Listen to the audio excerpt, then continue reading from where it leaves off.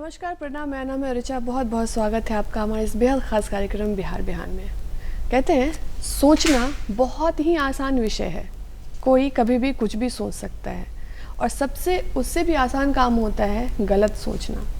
आप किसी के बारे में कुछ भी कभी भी कैसे भी सोच सकते हैं और आपको लगता है कि वो इंसान वैसा ही होगा। तो इसलिए ज़रूरी है कि पहले आप अगर दूसरे पे काम करते हैं तो पहले खुद पे काम करें। आप किसी के बारे में कुछ भी गलत बोलते हैं, आप किसी के बारे में कुछ भी गलत सोचते हैं तो याद रखिए कर्मा हमेशा घूम के आपके पास ही आता है। आप अगर किसी के बारे में गलत बोलते हैं तो आपके पीछे भी कोई गलत बोलने वाला होगा। इसलिए इस चीज़ को समझने की आवश्यकता है।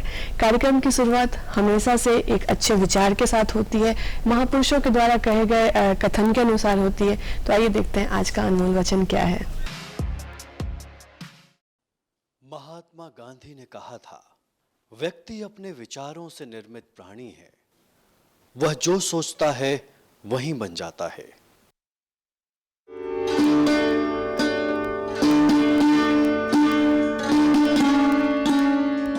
आज हमारे साथ बहुत ही खास मेहमान मौजूद है, सुष्मिता मुखर्जी, जो कि बीमा लोकपाल है बिहार एंड झारखंड की। मैम, बहुत बहुत स्वागत है आपका हमारे इस कार्यक्रम में।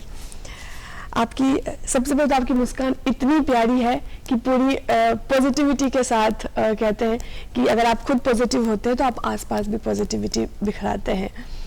आपकी शुरुआत कैसे हुई? आपने प्रारंभिक पढ़ाई कहाँ से की और इस क्षेत्र में कैसे आना हुआ? थोड़ा उनके बारे में बताएं दर्शकों को। बहुत फक्र के साथ कहती हूँ कि मैं बिहार की बेटी हूँ। जमशेदपुर में मेरा जन्म हुआ और मेरी परवरिश भागलपुर में हुई। प्रारंभिक शिक्षा से लेके स्नातक तक भागलपुर में ही पढ़ाई की। आपको मालूम होगा कि भागलपुर यूनिवर्सिटी बहुत पहले से यूजीसी के द्वारा मानित यूनिवर्सिटी है। तो वहाँ से मैंने पढ़ाई की।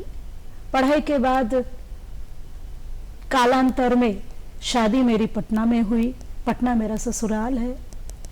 यहाँ आने के बाद स्नातक बन जाने के बाद कुछ कॉम्पिटिटिव एग्जाम्स दिए और इस सिलसिले में बीमा से लगा हुआ जो कॉम्पिटिटिव एग्जाम होता था उस समय, पांचों बीमा कंपनियां उसमें से अपने अधिकारी चुनती थी जी। उससे मैं इस क्षेत्र में आ गई। और अभी आज का जो दिन है, आज बीमा लोकपाल दिवस मनाया जाता है। जस्ट ये बताना चाह रही थी। तो 20 में मैं सेवानिवृत्त हुई और बीमा के क्षेत्र में 37 साल काम करने के कारण मुझे बिहार झारखंड के बीमा लोकपाल के रूप में चयनित किया गया डीएफएस द्वारा, यानी डायरेक्टरेट ऑफ फाइनेंशियल सर्विसेज के द्वारा। तब से मैं इस काम में रत हूँ जी।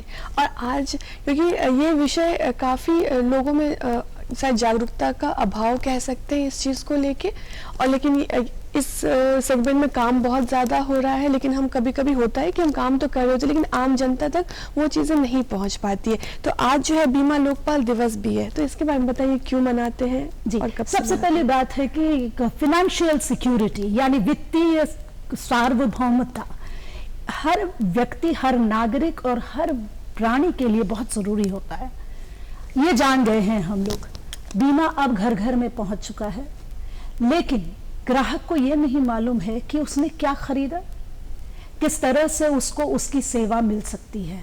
तो इसलिए ये अवेयरनेस क्रिएट करने के लिए IRDAI जो संस्थान है, जो कि बीमा क्षेत्र पर अपना रेगुलेशन चलाती है, जिस तरह सेंट्रल बैंक बैंकिंग पर करता है, उन्होंने बहुत सारे कार्यक्रम चला रखे हैं।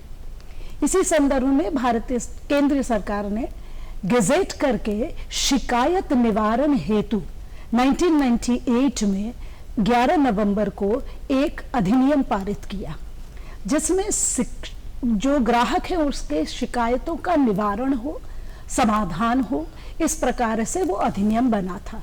उसी में सबसे पहले बीमा लोकपाल या इंश्योरेंस ओम्बुड्समैन का नाम आया। इसमें यह कहा गया कि जो भी व्यक्तिगत बीमा लेता है या जो भी निजी कारोबार के लिए बीमा लेता है या MSME यानी छोटे छोटे कारोबारों में, उत्पादक इकाइयों में कोई भी बीमा लेता है, इनकी ज़रूरतें कुछ अलग होती हैं, इनके पास पूंजी कम होती है और जागरूकता भी कम होती है, जानकारी भी कम होती है।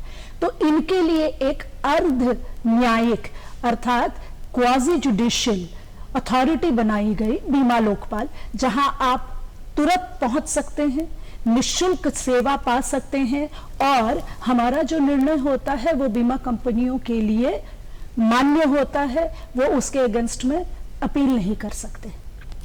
तो इस प्रकार से झुकाव पूरी तरह से ग्राहक की तरफ होता है।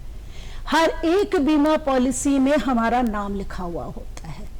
इस समय भारत में 17 ऐसे बीमा लोकपाल हैं और उस क्षेत्र के हर एक पॉलिसी पर उस जगह के बीमा लोकपाल का एड्रेस, उनका फोन नंबर, किस प्रकार से उन तक पहुंचा जा सकता है, ये लिखा हुआ अनिवार्य रूप से होता है। उसी प्रकार से जब दावा होता है और दावा का निष्पादन होता है, उसमें अगर कोई शिकायत हो, उस चिट्ठी में भी जरूर से जरूर शिकायत कक्ष जो कि कंपनी के पास होता है, उनका और बीमा लोकपाल दोनों का ही एड्रेस दिया हुआ रहता है। तो केवल जरूरत है थोड़ा सा अपने पॉलिसी को देख लेने की, पढ़ लेने की, तो सबको मालूम होगा कि किस प्रकार से ये सेवा ली जा सकती है। क्योंकि ये निःशुल्क सेवा है, किसी भी अधिवक्ता या थर्ड पार्टी की जरूरत नहीं है, व्यक्ति खुद आकर हमसे बात कर सकता है और हम उसके तकलीफों का अपने आप से निवारण करने की कोशिश करते हैं। इसलिए इसका फायदा सब लोगों को लेना ही चाहिए। जी, और अक्सर देखा गया है कि लोग जब बीमा लेते हैं तो बहुत ऐसी बातों का वो ख्याल नहीं रख पाते हैं। तो अभी तक में ऐसे जितने आपके पास बहुत सारे केसेस ऐसे आए होंगे, तो सबसे कॉमन केस क्या है कि मतलब लोग इसमें फंस जाते हैं कि वो ध्यान नहीं देते और फिर बाद में वो पछताते हैं? दो बातें ज्यादा से ज्यादा देखी जाती हैं। हम क्या खरीद रहे हैं हम नहीं जानते। जैसे हमारे पास जीवन बीमा है, मोटर गाड़ी की बीमा है, हमारे पास अग्नि तथा बाकी सभी जो जनरल इंश्योरेंस की रिस्क्स हैं उसके लिए बीमा है, स्वास्थ्य बीमा है। तो हम क्या खरीद रहे हैं ये तो जानना चाहिए। जीवन बीमा में आजकल बहुत सारे कंबाइंड प्रोडक्ट्स आ गए हैं, जैसे कि मार्केट में आपका पैसा खटेगा, उससे आपको कुछ लाभ होगा, ये वो। तो कई बार जो आम लोग होते हैं इन फाइनेंशियल मैटर्स को ठीक से समझ नहीं पाते हैं। तो हमें बहुत ज्यादा क्लिष्ट प्रोडक्ट में नहीं जाना चाहिए, ये बात वो नहीं समझ पाते हैं। उनको बहुत भुलावा दिया जाता है कि बहुत बड़ा लाभ होगा, कई बार उसमें लोग फंस जाते हैं। इसलिए मेरा तो यही सब लोगों से यही कहना होगा कि क्या आप ले रहे हैं उस बात को समझिए।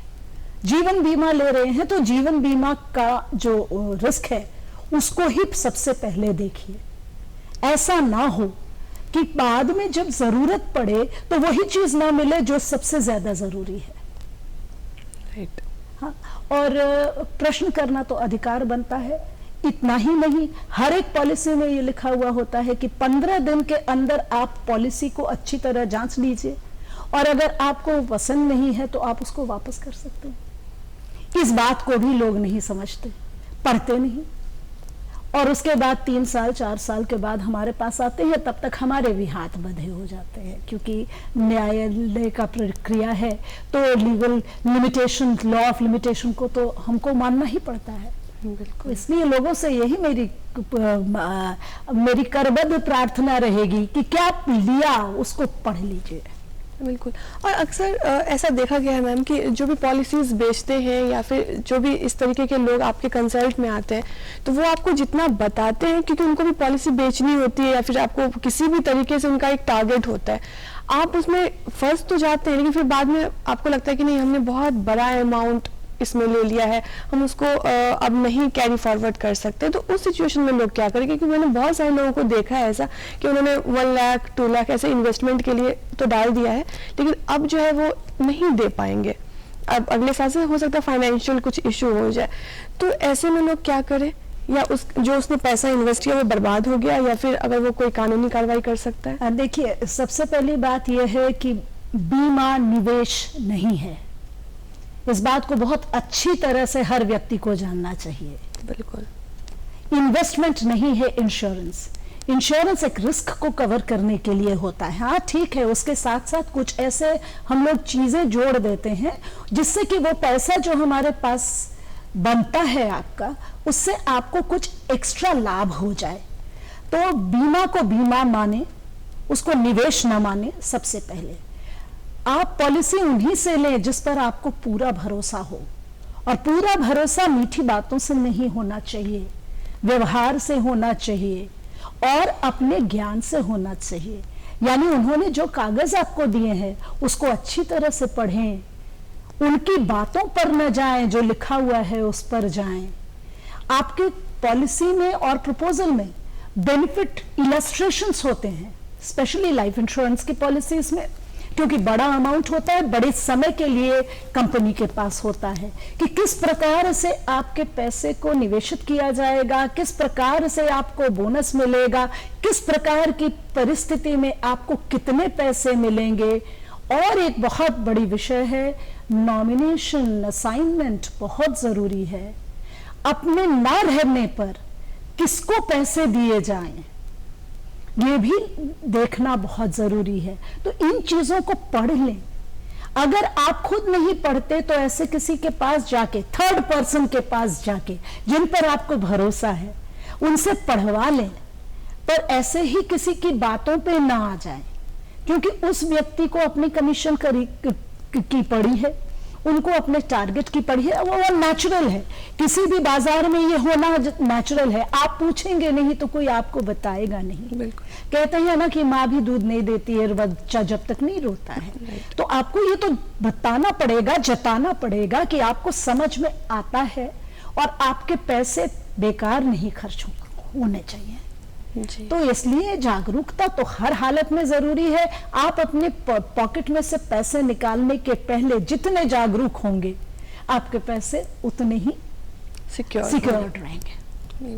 और आजकल ये देखा गया है कि लोगों के पास बहुत बहुत पैसे हैं, लेकिन उनको कैसे इन्वेस्ट करना है, कहाँ क्या करना है, वो चीज़ों में ना वो, क्योंकि वो भाग भी रहे हैं, पैसों के पीछे वो भाग रहे हैं, पैसा कमा रहे हैं, लेकिन उनको कहाँ डालना है वो उसमें कंफ्यूजन है। इसके बारे में क्या कहना चाहेंगे? देखिए, बीमा ऐसी जगह नहीं है जहां पर आपने पैसे फेंके और लाभ उठाया। इस प्रकार का क्षेत्र बीमा नहीं है। बीमा सिक्योरिटी की जगह है, इसलिए आप उसको सिक्योरिटी की तरफ ही देखें। सिक्योरिटी तब आती है जब आपको पता होता है कि आपके जोखिम क्या है। जैसे जीवन हर किसी का जोखिम है। मोटर गाड़ी हमारे यहाँ बिना इंश्योरेंस के चल नहीं सकती।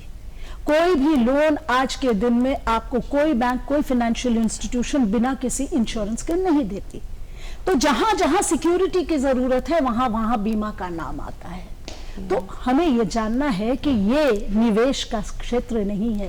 कोई अगर आपको बहुत ज्यादा हरे बाग दिखा रहा है तो आपको बहुत केयरफुल होकर उसको जान लेना चाहिए, पढ़ लेना चाहिए। लेकिन बीमा लोकपाल के पास तो लोग तब आते हैं जब पॉलिसी जो कहा गया वो नहीं दिया गया। अगर मैंने कहा कि जीवन बीमा के साथ साथ आपको हम लोग कैंसर से हो जाने से एक बड़ा अमाउंट तुरंत देंगे, ये प्रोडक्ट में है, और फाइनली जब पॉलिसी आती है तो ये राइडर जो है उसमें नहीं है, तो तुरंत कंपनी को बताना चाहिए, शिकायत कक्ष में जाना चाहिए और उसके बाद बीमा लोकपाल के पास आना चाहिए। यानी पॉलिसी के कंस्ट्रक्शन में कोई दिक्कत है तो हमारे पास आना चाहिए। दूसरी बात है, अगर जो प्रीमियम बोला गया कि ले गई, उससे अलग कोई प्रीमियम लेने की कोशिश करता है तो हमारे पास आना चाहिए। अगर पॉलिसी आपको नहीं मिलती है तो आपको हमारे पास आना चाहिए। और फाइनली अगर दावा के निष्पादन में कोई ऐसी बात होती है जो आपको लगता है कि आपकी पॉलिसी के तहत मिलनी चाहिए और नहीं मिलती है तो हमारे पास आना चाहिए। तो इन सारी चीजों के लिए, शिकायत करने के लिए सबसे पहले कंपनी के पास पहुंचे। कंपनी की शिकायत कक्ष अगर आपका समाधान दे देती है तो बहुत अच्छा, अगर नहीं देती है या उत्तर नहीं देती है महीने भर तक तो हमारे पास आए। अभी जो आपने कहा कि हेल्थ इंश्योरेंस भी है इस चीज़ में, और ये बहुत बहुत बड़ा टारगेट है आजकल हेल्थ इंश्योरेंस का, तो अक्सर ये चीज़ें कंप्लेन, ये सुनी सुनाई बातें हैं या फिर जो भी कह लें कि वो बाइकआउट कर देते हैं कि ये मेरे अंतर्गत नहीं आता, जो भी हॉस्पिटल्स हैं नहीं ये बीमारी था, ये तो ये बीमारी है, तो ऐसे में लोग क्या करें? क्या ऐसे लोग भी आपके पास आ सकते हैं? जो बहुत ज़्यादा आते हैं, और स्वास्थ्य बीमा बहुत आजकल पॉपुलर हो रहा है, बहुत ज़रूरत भी है इसकी, क्योंकि स्वास्थ्य सेवाएं बढ़ी हैं और साथ साथ लगता है कि बीमारियां भी बढ़ी हैं। हर व्यक्ति, हर परिवार इस बारे में कुछ हद तक जागरूक भी हुआ है। तो स्वास्थ्य सेवाओं के मतलब देखिए, प्रोडक्ट क्लियर होता है कि ये चीज इसके अंतर्गत आती हैं, और बहुत सारी चीजें अंतर्गत नहीं आती हैं। तो सबसे पहली बात यह है कि प्रपोजल जो आप भरें, सच्चाई से भरें। अक्सर देखा जाता है कि प्रपोजल ठीक से भरा नहीं जाता है, जिसकी वजह से ग्राहक अंत में फंस जाता है। जैसे मुझे अगर मधुमेह है और मैं अगर प्रपोजल में इस बात को छुपा जाती हूँ, तो कल मेरे साथ कुछ भी होता है तो कंपनी को तो ये बोलने का अधिकार हो जाता है कि आपने वो छुपाया जो मैंने पूछा था आपसे। उससे मैं ये डिसाइड कर सकता था, कंपनी ये डिसाइड कर सकती थी कि आपको बीमा दे भी या नहीं दे। बिल्कुल, कुछ चीजें कंपनी पे आप उस टाइम में ही पूछ लें तो वो ज्यादा बेहतर होता और है। आप प्रपोजल सही भरें, हमेशा प्रपोजल सही भरें। बिल्कुल, ये आपने मार्केट रिस्क सुना होगा, लेकिन ये आपके रिस्क पे है, आप उसको अच्छे से पढ़ें। बहुत सारी बातें करेंगे और बहुत बेहतरीन बातें भी हो रही है, तो कहीं मत जाइएगा। मिलते हैं एक छोटे से विराम के बाद।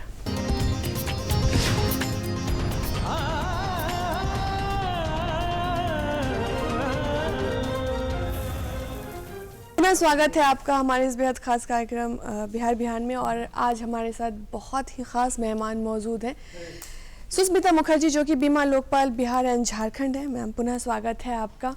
अभी हम लोग बात कर रहे थे हेल्थ सेक्टर को लेके कि ये एक बहुत बड़ा विषय है बीमा के क्षेत्र में, और सबसे ज़्यादा अभाव जागरूकता की इसी में है, आम जनताओं को लेके भी। क्योंकि बड़े शहरों में तो फिर भी ठीक है, छोटे शहरों में हम जाते हैं तो वो पॉलिसी, जैसे आपने कहा कि इंश्योरेंस है, आप इसको इन्वेस्टमेंट ना समझें, और ग्रामीण क्षेत्र के लोग, छोटे शहर के लोग इसको इन्वेस्टमेंट ही समझते हैं।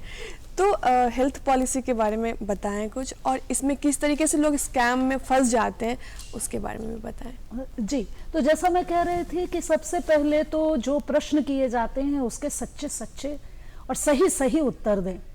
दूसरी बात यह है कि हम सबको मालूम है कि उम्र के साथ साथ स्वास्थ्य बिगड़ता जाता है, इसलिए एक थंब रूल जिसको कहते हैं, एकदम नींव की पत्थर जो है वो ये है कि 35 साल के अंदर अपना स्वास्थ्य बीमा ज़रूर ले लें। अपने परिवार के साथ साथ अपनी स्वास्थ्य बीमा ज़रूर ले लें। अपने परिवार को हमेशा स्वास्थ्य बीमा से सुरक्षित रखें, और हमेशा अपने पॉलिसीज़ को रिन्यू करते रहें, क्योंकि ये पॉलिसी लाइफ इंश्योरेंस पॉलिसी की तरह नहीं होती जो एक बारगी ली जाती है और 20 साल तक चलती हैं। इनको 12-12 महीने में रिन्यू करना पड़ता है। तो कृपया उसको चालू रखें। चालू रखने से आपको बहुत सारे बोनस मिलते हैं, और जब आपको ज़रूरत पड़ती है तो बड़ा अमाउंट आपके हाथ में होता है। वैसे तो आयुष्मान भारत है, पीएम सुरक्षा बीमा है,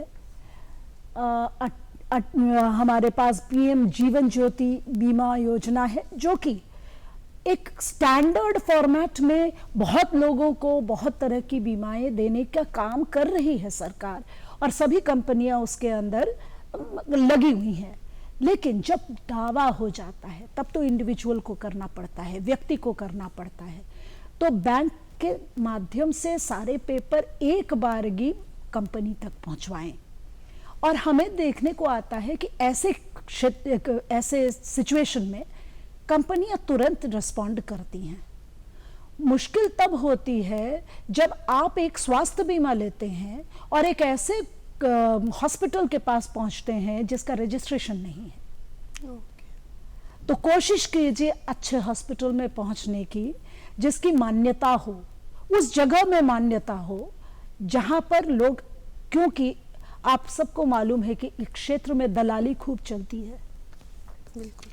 तो अनपढ़ हमारे गांव के भाई या जो व्यक्ति बीमारी से ग्रसित है, ऐसे परिवार के लोग जब एक जगह पहुंचते हैं तो कई लोग उनको भ्रांत करने के लिए बहुत सारे लोग बहुत सारे तरह की बातें करते हैं। कोशिश कीजिए अच्छे हॉस्पिटल में जाने की। अगर कुछ ना हो सके तो सदर अस्पताल में किसी अच्छे डॉक्टर से बात कीजिए। तो ऐसी जगह पहुंचिए जहां पर आपको अच्छी तरह की चिकित्सा भी मिल सके, सारवार भी मिल सके और आपको उसके बाद बीमा लेने में भी कोई दिक्कत ना हो। इसके अलावा अगर आपकी पॉलिसी में कोई अनेक्शर दिया हुआ है कि ये हॉस्पिटल को हम लोग मानते नहीं क्योंकि उन्होंने किसी प्रकार के गैर कानूनी कार्रवाई किए हैं, तो उन हॉस्पिटल्स को अवॉइड कीजिए। कई बार देखने को मिलता है दूर दराज के क्षेत्रों में कि ऐसे हॉस्पिटल में जाके लोग फंस जाते हैं और हम भी वहां कुछ भी नहीं कर पाते क्योंकि लिखित में दिया हुआ होता है कि ऐसे लोगों से हमारा बीमा ये पॉलिसी रिस्पॉन्ड नहीं करेगी। तो ये बातें हो गई स्वास्थ्य के बारे में। जल्दी से जल्दी लीजिए स्वास्थ्य बीमा, हमेशा उसको चालू रखिए। सभी लोगों के लिए स्वास्थ्य बीमा लीजिए, सही जवाब दीजिए और खूब सोच समझकर अपनी चिकित्सा करवाइए। अगर इमरजेंसी भी हो तो कम से कम अच्छे हॉस्पिटल में करवाइए। इसके बाद आपको कई लोगों को मालूम नहीं होता कि हॉस्पिटलाइजेशन के 45 दिन पहले और हॉस्पिटलाइजेशन के 60 दिन बाद तक के खर्चे भी दिए जाते हैं। तो ये पढ़ना जरूरी है, तो अपनी बीमा पॉलिसी जरूर पढ़ें। एक और क्षेत्र जिसमें बहुत सारे हम लोगों के पास केसेस आते हैं वो है मोटर गाड़ी चोरी चले जाना। कोई खास बात नहीं है और बहुत सारे केसेस में हम देखते हैं कि दावा सेटल नहीं हो पाता इसलिए कि पुलिसी कार्रवाई कंप्लीट होने के कोई भी दस्तावेज हमारे पास नहीं होते या कंपनी को दिए नहीं जाते। तो कृपया कंपनी से बात करके सारे दस्तावेज एक मुश्त उनको दीजिए, शिकायत कक्ष के पास जाइए और उसके बाद अगर आपको फिर भी निष्पादन नहीं मिल पाए तब हमारे पास आइए। तो मोटर बीमा चूंकि ऐसा क्षेत्र है जहां पर आप गाड़ी चला नहीं सकते बिना गाड़ी के इंश्योरेंस के, बीमा के, इसलिए थर्ड पार्टी इंश्योरेंस आदमी ले लेता है, लेकिन गाड़ी चोरी जाना या एक्सीडेंट होकर गाड़ी का क्षति होना, इन चीज़ों के लिए इंश्योरेंस नहीं ले पाते हैं। वो तो जो मैन्युफैक्चरर आपके डीलर के माध्यम से आपका 3 साल का करवा देता है उतना ही करके आप रह जाते हैं। यहाँ पर एक बहुत विशेष चीज़ है जो इधर लाई गई है IRDAI की द्वारा, वो ये है कि मोटर गाड़ी का जो ओनर होता है उसके पास अगर ड्राइविंग लाइसेंस है तो 15 लाख का उनको कंपलसरी पर्सनल एक्सीडेंट बीमा मिलना ही चाहिए। तो मांगिए कि हमारे पॉलिसी में इसको ले लीजिए, क्योंकि ऐसे बहुत सारे केसेस हम लोगों को मिलते हैं जहां पर वो प्रीमियम नहीं दिया हुआ है, इस वजह से हम लोग दे नहीं पाते हैं और मोटर कार या स्पेशली 2 व्हीलर जब चलता है तो जोखिम तो रहता ही रहता है। तो कृपया जाने कि आपको ये प्रपोजल फॉर्म में एक क्वेश्चन होता ही होता है, लेकिन अक्सर आदमी केवल साइन करता है, प्रपोजल फॉर्म पढ़ता नहीं है, इस वजह से गलतियां हो जाती हैं। तो कृपया आप प्रपोजल फॉर्म को अच्छी तरह पढ़ें, सही भरें और सही बीमा लें। बिल्कुल, ये चीज़ें बहुत खास करके अगर मोटर गाड़ी की बात करें तो इसमें भी अक्सर लोग वही थर्ड पार्टी को लेके ही फंस जाते हैं और फिर बाद में लगता है कि मेरी गाड़ी चोरी हो गई या फिर हम दौड़ रहे हैं। ये जब हम लोगों को देखते हैं कि बीमा कहते हैं बेचना और बीमा ख़रीदना, अभी आपने हेल्थ इंश्योरेंस की बात की, बहुत लोग इस चीज़ से अवेयर भी नहीं हैं कि उनको क्यों लेना चाहिए, क्यों ज़रूरी है, हम क्यों लें, हम तो ठीक ही हैं। तो ऐसे दर्शकों के लिए कुछ बता सके, क्योंकि बीमा आपके लिए कितना ज़रूरी है ये उनको पता नहीं है, तो इस विषय में क्या बोलना चाहेंगे? देखिए, हमारे समाज में एक बात थी कि जब हम सही हैं, जब हम स्वस्थ हैं तो हम अगर बीमा लेते हैं तो ये अपशकुन है। एक ज़माना वो भी था जिस समय हम लोगों ने शुरुआत की थी स्वास्थ्य बीमा की, तो हमें ये बताना पड़ता था कि स्वस्थ तो आप हैं, आप स्वस्थ ही रहें, इसके लिए अगर बीमारी आती है तो उससे जूझना पड़ेगा। इस जूझने में हमारी मदद कीजिए, आप ये हथियार ले लीजिए। तो इस हथियार को लेने में ये बात है कि आपको मालूम है कि आज के दिन में डायग्नोसिस बहुत आसान हो गया है, जिसकी वजह से हमारी चिकित्सा हो पाती है, ट्रीटमेंट हो पाती है। तो डायग्नोसिस चूंकि अच्छी हो गई है, इसलिए बहुत लोगों की लॉन्जिविटी भी बढ़ गई है। जहां पर एक समय हमारी लॉन्जिविटी 43-45 इयर्स होती थी, वो आज 70 के ऊपर हो गई है। तो जब ये बढ़ता है, इसका मतलब है कि जीवन मूल्य भी बढ़ रहे हैं, मनुष्य के रहने के स्टैंडर्ड ऑफ लिविंग भी बढ़ रहे हैं। तो इसको मेंटेन करने के लिए ये बीमा है।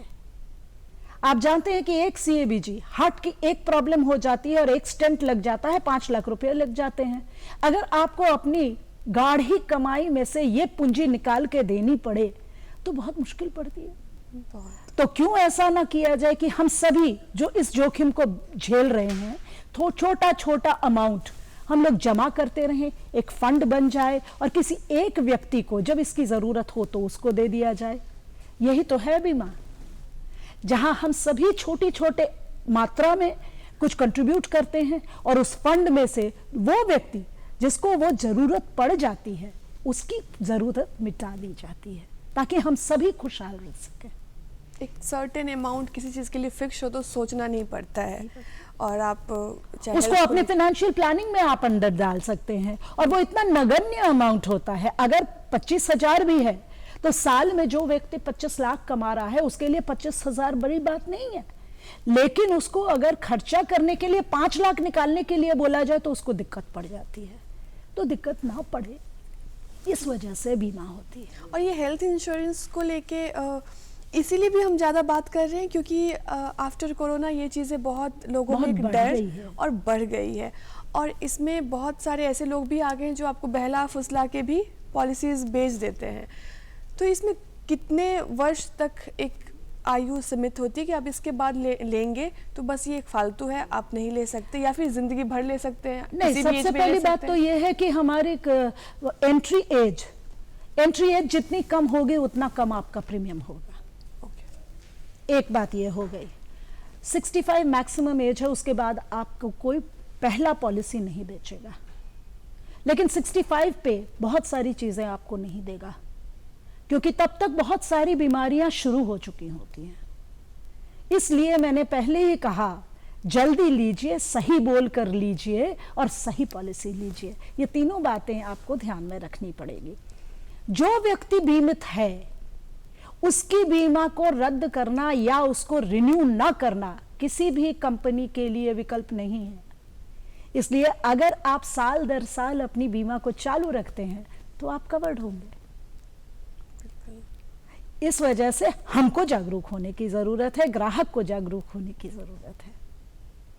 जी मैम, ये अभी जो आपने कहा कि ग्राहक को जागरूक होना है, बहुत ऐसे लोग हैं जिनको पता नहीं शिकायतें कहाँ पे दर्ज हो, क्या ऑनलाइन शिकायतें कैसे दर्ज हो, तो उन लोगों के लिए क्या जी है? सबसे पहली बात है कि पॉलिसी में हमारा पता दिया हुआ रहता है। एक पत्र के द्वारा आप हमसे मुखातिब हो सकते हैं। हमारा फ़ोन नंबर दिया हुआ होता है। हमारे ऑफिसर्स, बहुत छोटी टीम होती है हमारे ऑफिसर्स आपको मदद करते हैं कि किस प्रकार से आप अपनी शिकायत को लिखें और किस तरह से हम तक पहुंचाएं।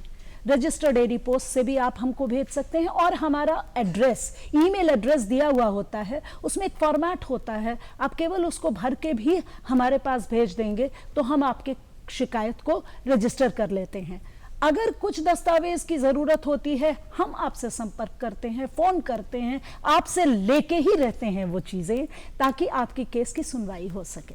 सुनवाई एक और एक ही होती है, कोई दूसरा डेट नहीं पड़ता, कोई तारीख पे तारीख नहीं होती। तो आप निःशुल्क हमारे सामने आते हैं, किसी दूसरे व्यक्ति को आपको पैसे देके आपके साथ लाना नहीं पड़ता है, किसी अधिवक्ता की जरूरत नहीं है। ग्राहक खुद हमारे सामने आता है, अपने दस्तावेज और अपनी बात हमारे सामने रखता है। कई बार बोल नहीं पाता है, लेकिन दस्तावेजों के बिना पर हमारे ऑफिसर्स आपके प्रॉब्लम सॉल्व करते हैं।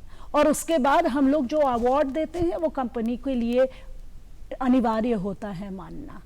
तो इस वजह से हम बोलेंगे कि ये बहुत आसान तरीका है अपनी शिकायतों का निवारण। मेक इन इंडिया के तहत उद्यमिता चरम पे है। हर कोई उद्यमी है और बहुत बेहतर काम हो भी रहा है सरकार की नज़रों में, और वो खुद भी बहुत अच्छा काम कर रहे हैं, लेकिन वो कहीं ना कहीं इस विषय को लेकर जागरूक नहीं है। जो MSMEs हैं, जो प्रोग्राम्स हो रहे हैं, तो उनमें लगता है कि इस विषय पे जागरूकता होनी चाहिए, तो वो कहाँ पे वो चीज़ें उनको लगता है कि इस पे ध्यान देने की ज़रूरत है।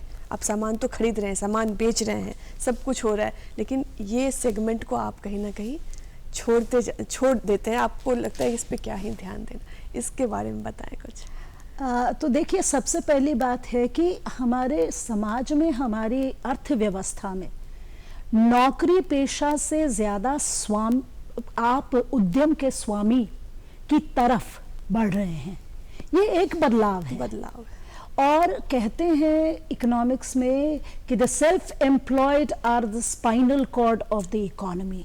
ठीक है, तो जो व्यक्ति अपने आप से उद्यमिता करता है या कुछ भी आर्थिक व्यवस्था में अपना योगदान देता है, वही संभाले हुए रहता है हमारे अर्थव्यवस्था को।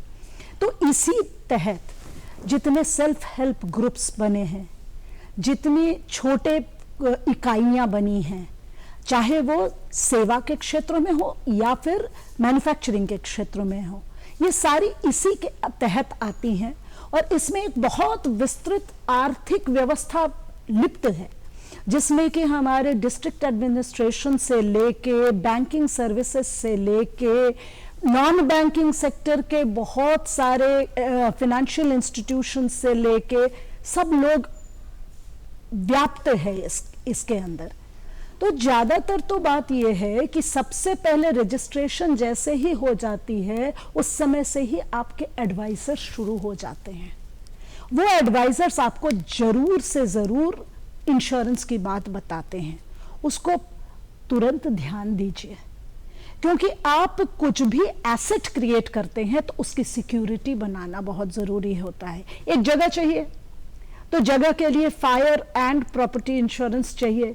कुछ दिन पहले हमारे यहाँ भूकंप हो गया तो भूकंप का इंश्योरेंस चाहिए। तो आप ये जानिए कि आपके पास कुछ भी है तो उसको बचा के रखने की ज़रूरत है, सुरक्षा की ज़रूरत है, तो ये आपको बीमा दे सकता है। जहां आपने छोटा से छोटा या बड़ा से बड़ा लोन लिया, तो जो भी आपको पैसा देता है वो अपने पैसा को बचा के रखना चाहता है। आपकी एसेट तो ज़रूर क्रिएट होगी, लेकिन उसकी भी तो पूंजी लगी हुई है, इसलिए वो आपको बीमा के बारे में ज़रूर बताएगा। तो बीमा ज़रूर लीजिए, और बीमा लेते समय वही सारी बातें हैं, जल्दी लीजिए, सही बोल कर लीजिए, जो लिया है उसको पढ़ के लीजिए। ये 3 बातें हैं। तो ऐसे बहुत सारे बीमा है। सबसे पहले आपके एसेट्स के लिए है, उसके बाद आपके साथ जो लोग काम कर रहे हैं, आपके कार्यकर्ताओं के लिए बहुत सारे अधिनियम बने हुए हैं, लेबर लॉज बने हुए हैं, उसके तहत भी आपको एक बीमा लेना पड़ता है, वो ज़रूर लेंगे। उसके अलावा उनके स्वास्थ्य के लिए, उनके जीवन के लिए, अपने जीवन के लिए, आपने जिन चीज़ों को मॉर्गेज करके रखा है उन चीज़ों के लिए सभी जगह तो बीमा बैठी हुई है। तो हम सभी जगह व्याप्त हैं बीमा में, और हमारी कंपनियां हर जगह काम कर रही है सिर्फ आपकी सुरक्षा के लिए। ज़रूरत है आपको जानने की, समझने की और ऐसे पॉलिसी लेने की जिससे आपको फ़ायदा हो। जल्दी से जल्दी लीजिएगा, क्योंकि किसी को पता नहीं है कल क्या होने वाला है। अनिश्चितताओं से जूझना ही बीमा है। बिल्कुल। आप इस कार्य में बहुत दिन से हैं, आपने बहुत सारी चीज़ों को देखा होगा। कोई ऐसा अनुभव साझा करें कि आपको लगता हो कि ये चीज़ें एकदम से नई हैं, या फिर आपको लगता हो कि ऐसे भी ऐसे भी लोग फंस सकते हैं इसमें। तो ऐसा कोई इंसिडेंट आपके साथ? मैं पहले एक प्रोडक्ट के बारे में बताऊंगी जो कि पहले नहीं था और अब है। तो देखिए, जैसे छोटे उद्योग होते हैं, इनके ऑर्डर्स आते हैं, एक LC खुल जाती है, लेटर ऑफ क्रेडिट खुल जाती है। इनके जो पैसे देर से आते हैं या नहीं आ पाते हैं, उसके लिए सरकार ने बहुत बड़ा बीमा शुरू किया है जिसको क्रेडिट इंश्योरेंस कहते हैं। कई लोगों को इसके बारे में पता नहीं है, लेकिन वो लेना चाहिए क्योंकि उससे बहुत फायदे होते हैं। और जो आप कह रही हैं कि ऐसे भी हो सकता है इसका तो कोई अंत ही नहीं है, क्योंकि अनिश्चितताओं का अंत तो जीवन में होता नहीं है। बिल्कुल। अभी जो आपने देखा कि शिलोंग में एक जलाशय फट गया, ये किसी ने कभी सोचा ही नहीं था कि ऐसा भी जलाशय फट सकता है। उस पॉलिसी के तहत शायद टोटल सम इंश्योर्ड था 14,000 करोड़, लेकिन चूंकि हमारी बीमा संस्थान, मैं यहाँ बीमा लोकपाल के क्षेत्र से बाहर जा रही हूँ क्योंकि ये तो एक बड़ा उद्यम है जो कि बीमा लोकपाल नहीं देख सकता, लेकिन चूंकि हमारी जो भी पॉलिसीज होती हैं, ये बड़े बड़े उद्योग जो हमारे साथ आते हैं उनका री इंश्योरेंस होता है। यानी पूरे विश्व में ऐसे ऐसे जहां जहां उद्योग होते हैं, सब लोग अपने प्रीमियम को एक जगह इकट्ठा करते हैं और पूरा ही री इंश्योर्ड होता है, ताकि कोई एक बीमा उद्यम बैठ न जाए किसी एक दुर्घटना के कारण। तो देखा यह गया कि उन री इंश्योरर्स ने ऐसा लेक फटता है जानते थे, इसलिए लेक फटने से आपका सम इंश्योर्ड 500 करोड़ ही होगा, ऐसा उन्होंने लिख के रखा था, जो कि शायद हमारे यहाँ के जो सिक्किम का हमारा तीस्ता परियोजना थी, उन लोगों ने शायद देखा नहीं था। तो क्षति तो कहीं ज्यादा है, लेकिन वो सम इंश्योर्ड तो 500 करोड़ ही रहेगा, क्योंकि हमारे यहाँ कभी हुआ नहीं, लेकिन विश्व में कहीं ना कहीं हुआ होगा और री इंश्योरेंस के माध्यम से वो वारंटी वहां डाली हुई थी। सचेत रहने की जरूरत है। हाँ, इसलिए हम छोटे मात्रा में भी अपनी जगह पर सचेत रह सकते हैं। बिल्कुल। और आपने कहा कि अभी कुछ विषयों पर ध्यान देने की ज़रूरत है जो उद्यमी हैं इसमें, तो उसमें किस विषय में उनको अलर्ट रहने की ज़रूरत है जो आजकल के नए उद्यमी हैं? चलते चलते ऐसे नए युवाओं को क्या बताना चाहेंगे? पहली बात है कि आप युवा उद्यमी जो है वो एसेट क्रिएट कर रहे हैं हमारे अर्थव्यवस्था के लिए।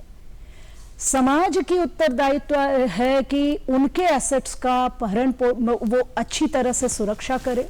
उसके लिए बीमा उद्यम पूरा उद्योग खड़ा है। जहां भी आपको लगे कि आपको कंसल्टेंसी की जरूरत है तो कंपनी के पास जाके पूछिए कि मेरा ये काम है, इसमें आप क्या क्या बीमा दे सकते हैं, क्योंकि याद रखिए जो सम इंश्योर्ड होता है उसका 1% या 2% ही आपका प्रीमियम होता है, लेकिन जब कुछ दिक्कत आ पड़ती है तो वो 100% रिकवरेबल होता है। इसलिए हमारे लिए तो संभव नहीं है हर एक बीमा की हर एक बात को जानना। अपनी बात रखने के लिए तैयार हो जाइए, वरना हर कोई अपनी अपनी जगह सिक्योर कर लेगा और हो सकता है कि आपका कोई एसेट छूट जाए। बिल्कुल, बहुत बेहतरीन बातें की मैम आपने, और दर्शकों को भी हमें लगता है कि बहुत आज ज्ञान मिला होगा कि बीमा किस तरीके से लें, क्या करें और आपके पास तक कैसे आए। इतनी अच्छी जानकारी देने के लिए और बीमा के बारे में खास करके लोगों को जागरूक करने के लिए आपका बहुत बहुत धन्यवाद मैम। आपको कैसा लगा कार्यक्रम हमें ज़रूर बताइएगा, क्योंकि आपके ख़त का हमें इंतज़ार रहता है और आपकी प्रतिक्रिया की भी बहुत बेसब्री से हमें इंतज़ार रहता है। तो सबसे पहले उठाइए कलम और लिखिए हमारा पता है निर्देशक डीडी बिहार दूरदर्शन केंद्र पटना, फ्रेजर रोड पटना 80001। हमारा ईमेल एड्रेस है director@ddkpatna@gmail.com।